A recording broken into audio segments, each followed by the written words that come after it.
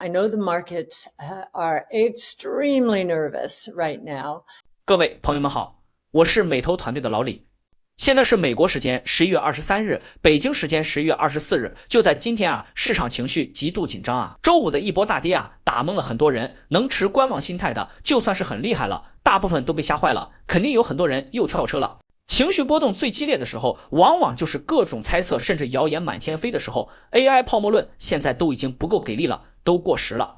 现在最时兴的是英伟达大规模业绩造假论，但是你不敢买，有人敢买。木头姐再次在关键时刻挺身而出她旗下的ARK基金进行了最大规模的买入，买了什么呢？1010万美元的 Coinbase， 990万美元的 Bitmine， 900万美元的 Circle 和960万美元的 Bullish。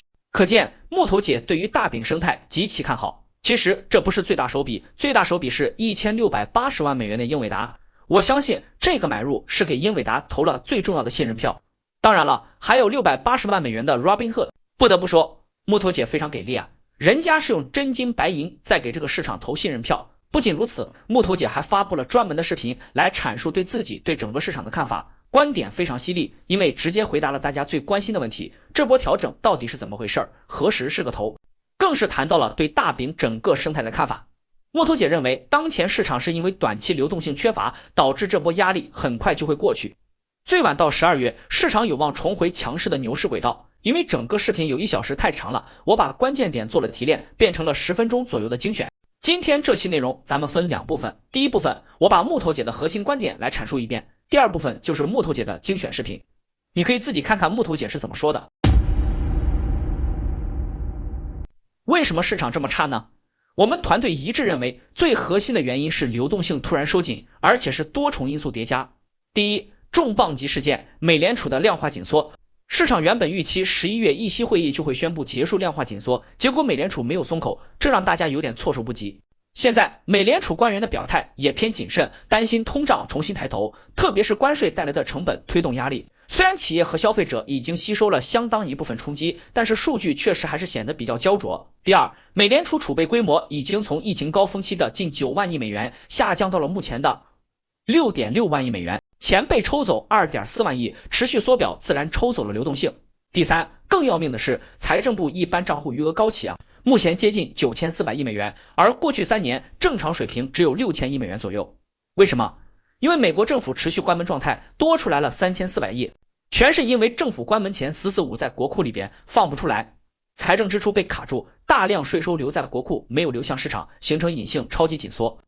第四，虽然美联储从去年底开始已经在逐步降息，但整体货币环境依然偏紧还没有到达明显的宽松区域。木头姐用了一个形象的比喻，我们正在接近临界点，只要再往前一步，流动性就会像雪崩一样被释放出来。好消息是，所有这些短期压力都有明确的到期日。首先，量化紧缩大概率会在12月议息会议正式结束，这本身就相当于一次隐性的量化宽松。第二，预测市场显示，一旦美国政府恢复运转，被压制的财政支出会迅速释放，财政部一般账户余额会快速回落。第三，12月初将公布最新的就业报告，由于9月底联邦政府裁减了大约15万名临时员工，这部分数据此前因为关门而延迟上报，一旦公布会让劳动力市场数据明显转弱，这反而会逼迫美联储加快降息步伐。说完传统市场，我们再来聊聊本次调整里跌得最惨的资产。木头姐说自己从2012年开始就研究了大饼，最初的判断是大饼会成为新兴市场对抗恶性通胀的保险单，结果最大的意外出现了，这个角色被稳定币抢走了。目前全球稳定币总市值已经接近3000亿美元，而且还在快速增长。这意味着原本预计会流入大饼的避险加保值需求有一部分被稳定币分流了。但是关键来了，其他条件并没有变，同期黄金价格几乎翻倍，黄金总市值也翻倍。木头姐对大饼的估值框架之一就是大饼最终能达到黄金市值的1半左右现在黄金的盘子做大了，大饼的目标价一定也会水涨船高，他们的长期看涨目标几乎没有调整。一句话总结，稳定币抢走了大饼的部分叙事，但黄金牛市又把这部分给还了回来，所以他们依然维持对于大饼超级牛市的判断不变。最后给所有投资者来一句话，稳定军心。加密资产对流动性极其敏感，所以这次跌得最狠，但一旦12月流动性压力全部解除，它反弹起来也会最猛。目前的调整正是牛市途中一次正常的洗盘和回踩。木特姐最后强调，我们相信更大级别的牛市已经牢牢树立，只需要耐心等到年底，这几颗地雷全部排除。12月量化紧缩结束，政府开门，就业数据转弱，美联储再次降息，这4个事件几乎确定会在未来6周内密集发生。届时，股市和加密市场大概率会迎来一波气势如虹的跨年行情。按照木头姐的分析，现在这波恐惧很快就会成为2025年最珍贵的上车机会。I know the markets are extremely nervous right now. The equity market and the crypto markets especially. And we think we understand why, and we also think this too will pass. Because there are some very short-term reasons, mostly having to do with liquidity drying up. Again, very short-term, associated with Treasury and Fed balance sheet, or the Treasury general account and the Fed balance sheet primarily. And so we'll go into that in a minute. But we think that they will clear up within the next month. We have, first of all, quantitative tightening ending on, I believe it's December 1st. Now, many observers expected the Fed to end quantitative tightening with its last meeting. It did not. That was a little unsettling to the markets. And we're hearing from various Fed officials that there is more fear that inflation will not continue to unwind. We have a very strong view to the contrary.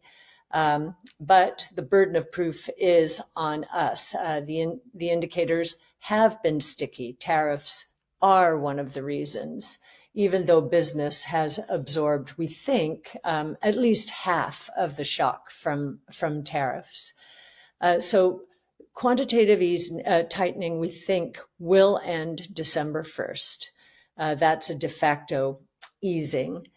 And then the various liquidity tightening moves have to do with the Fed reducing its reserves. We're now down to 6.6 trillion. And at the peak, I think we were close to 9 trillion. The Treasury general account is at 940 billion. Normal over the last 3 years has been 600 billion. So the Treasury, because the government is shut down, is building cash and not releasing it into the system. The Fed has been very concerned about all of the easing and inflationary ramifications coming out of COVID, and they still are there, although they have been easing. Interest rates have been coming down since late last year, haltingly to be sure, but they are coming down. By some measures, and we'll go through the charts, while the Fed is easing, it is still quite restrictive. And so we need to hit that tipping point. And we do think that the next Fed meeting, which I believe is December 10th, will be the next decision, that the Fed will take interest rates down again. Now, I am a little concerned that we seem to have more hawks now building on the Fed. That's a bit of a change. We think that the labor market conditions are going to get worse. Especially because at the end of September, I think the federal government let go 150,000 people, if I'm not mistaken.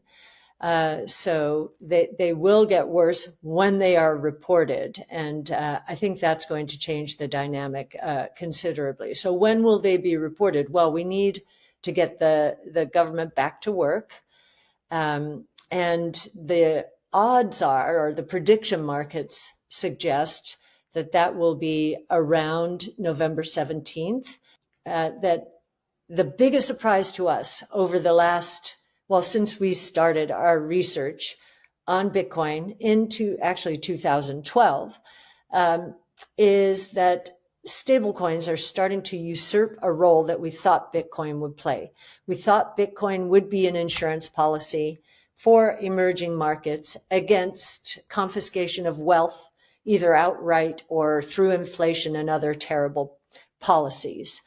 What has happened is the stable coins are taking over. They've hit almost $300 billion.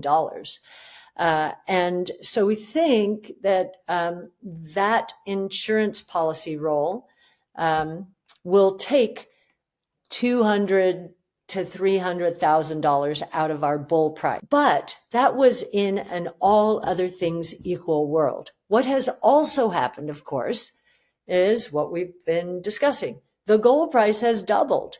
So the gold market cap has doubled. And part of our analysis for the potential for Bitcoin was that maybe it would become half the market cap of gold. It would take some share from gold or maybe expand the market. Well, that market has doubled. So I don't think our bull price should change all that much. And I probably should have been quicker to say all things equal on CNBC the other day. So I just wanted to clarify that.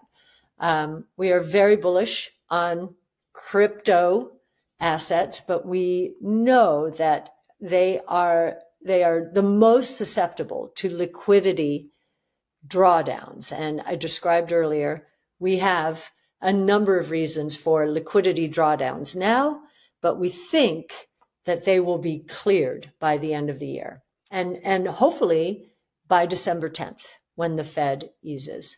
And hopefully when government statistics come back and we get the employment report in early December, which is the next time that I will have the pleasure of doing In the Know. So hopefully we're in the clear by then, and the bull market that we believe is firmly in place will continue apace. So thank you very much.